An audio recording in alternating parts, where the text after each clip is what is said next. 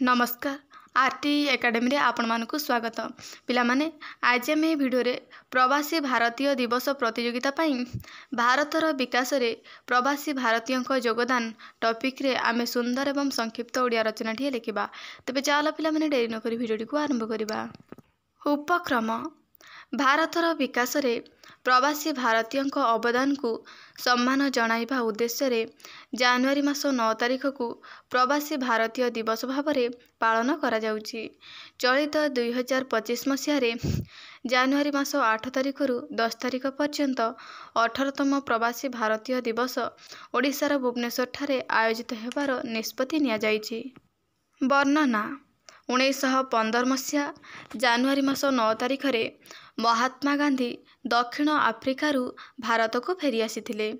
भारत सरकारंक प्रवासी भारतीय मामला मंत्रणालय द्वारा आयोजित एही दिवस 2003 मसीह रे प्रथम थर पई नुआ दिल्ली ठारे पालन करा जाइथिला।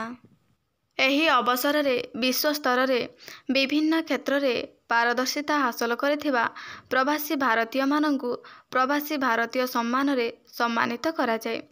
भारत प्रति प्रवासी भारतीयों धारणा एवं भावनार अभिव्यक्ति सहित सेमानंकर सकारात्मक आलोचना माध्यम रे उभय भारतीय और प्रवासी भारतीयों मध्य सुसंपर्क स्थापन करने एही दिवसर मुख्य उद्देश्य अटे।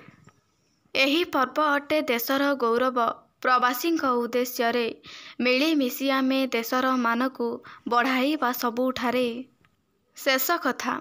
प्रवासी भारतीय दिवस केवल एक पर्व नुहे बरं यह समग्र विश्व रे भारत एवं यार नागरिक मानक मध्य सुसंपर्क स्थापन करिवार एक माध्यम।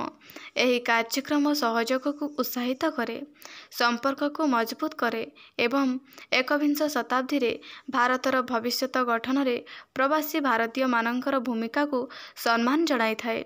पिला माने वीडियो को लाइक कर दबो एवं सांग मानक सहित शेयर कर नबो। चैनल ले नुआ थिले चैनल को सब्सक्राइब कर दबो। धन्यवाद।